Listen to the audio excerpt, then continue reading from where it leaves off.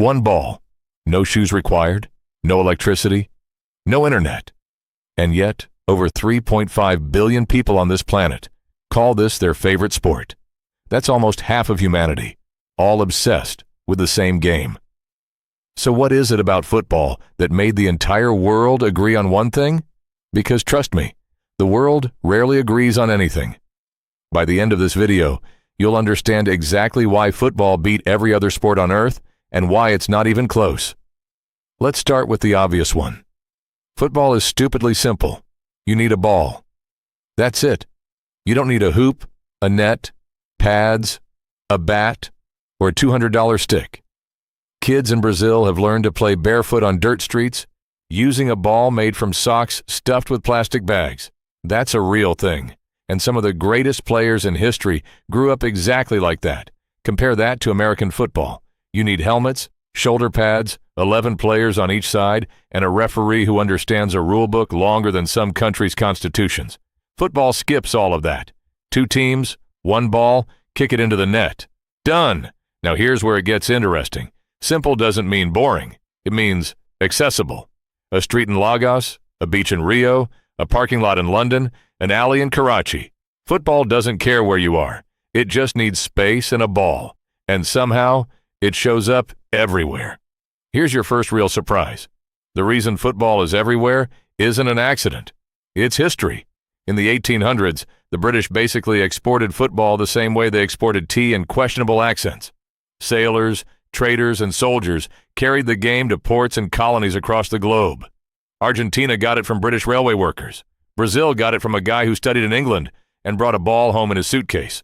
That one ball changed an entire country's identity forever. So while empires faded, this sport stuck around. It outlived the people who spread it.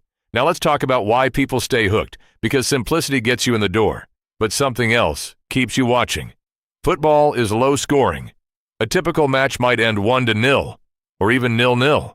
Sounds boring on paper, right? But here's the twist. That scarcity is exactly what makes every goal feel massive.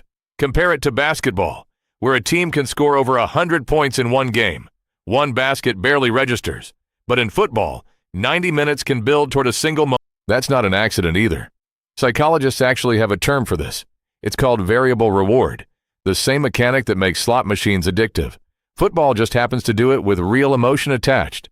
Now, here's something most casual fans never think about. Football doesn't just entertain people. It gives entire nations an identity. When a country qualifies for the World Cup, something strange happens. Rich people and poor people sit in the same room and scream at the same television. Political rivals hug each other when their national team scores. For 90 minutes, the entire country becomes one fan base.